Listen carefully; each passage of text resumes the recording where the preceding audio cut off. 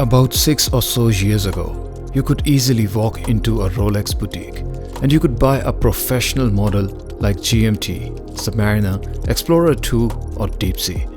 You would even be able to see most of the dial variations and configurations of Datejust. The watch, however, that was still impossible to be had, even then, was the Rolex Daytona. Let aside 6 or 7 years, you can even go back 20 years, and you will notice that the Daytona was still a very sought after and almost impossible to be had watch as a walk-in customer. So when we say that the Daytona are scarce or sought after or difficult watches to be had, they genuinely are well-loved, admired and wanted watches, not since the hype season began or the crazy watch times have commenced a few years ago, rather well before that, and for all the very right reasons.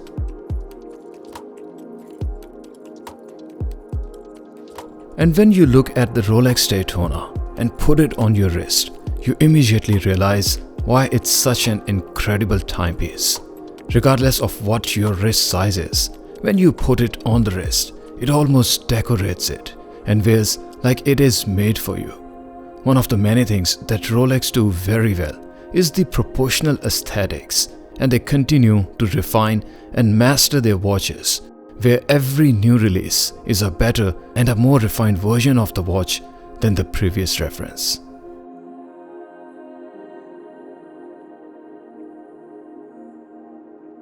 The all-new Daytona reference 126500LN, released in 2023, is no different, and in this latest release, we have some very interesting and pleasing upgrades that increase the level of an already very successful and beautiful Daytona to another level.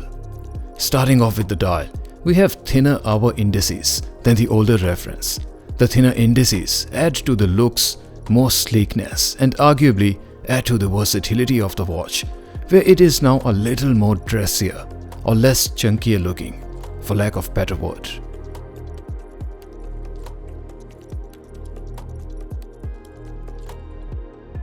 The dial hands remain the same as before for both the dial and the subdials, and they work beautifully. However, the subdial rims have trimmed down this time, making the subdials look a little bigger, although proportionally they appear to be similar in size. So the changes in the dial are minimal and more aesthetical. That being said, there are some technological changes too. That is, we have a crystal on the dial now with anti-reflective coating. So you would see less reflections of the objects and more dial when you look at your watch to admire.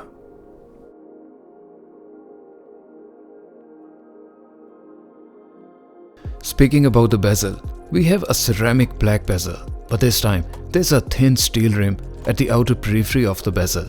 This design element is purely aesthetical, and while it does add to the looks and aesthetics, it does appear to be a trade-off in my opinion. That is, if you were to hit your Daytona at the doorknob or any object inadvertently. Previously, your Daytona bezel will likely take the hit and show no marks of damage or use. But now with the steel rim, if you have a similar impact, you may see a minor ding at the point of impact. Beauty is delicate, and I think this belief is revived with this design change.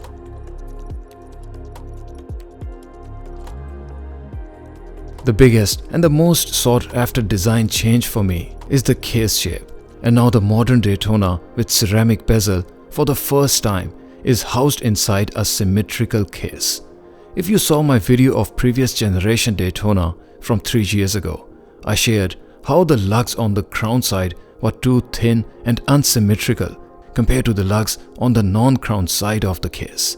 I will link the video on the top right corner of your screen, and you can actually notice how much is the level of unsymmetry in the previous reference Daytona. It was such a controversial design element that if you didn't know, you didn't.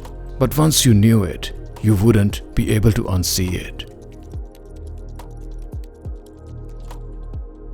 Speaking about the case dimensions, measured at the outer extremity of the bezel, the watch face is 38.7mm.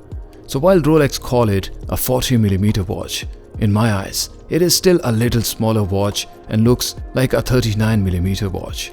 To give the idea of the size of the dial, I measured the size of the crystal on top, which is 30.3 mils, so it doesn't look all that small. For reference, this is the similar crystal size as we see in Rolex Submariner 41.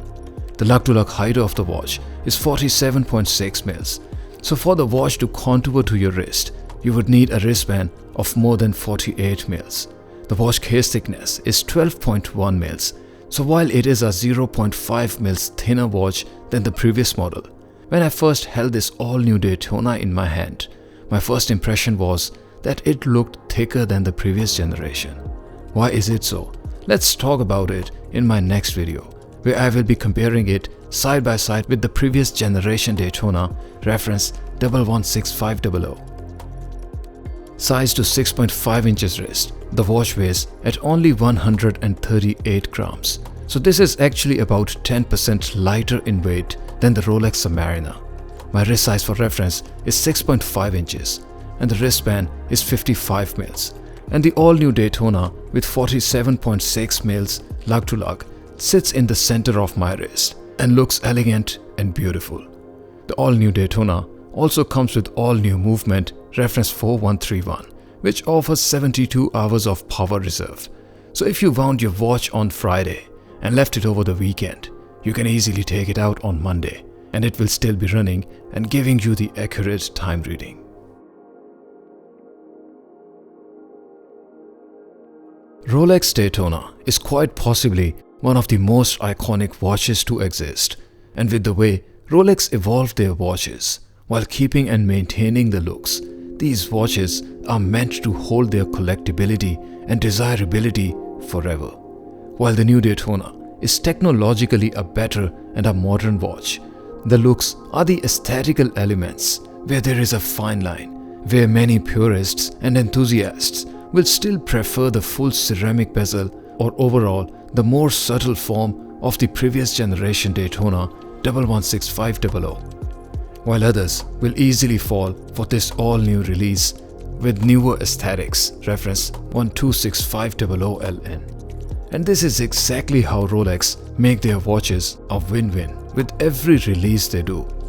There's a reason why Rolex are so successful, and when you look at the Daytona from this year or the Daytona from the last, you can very well see why.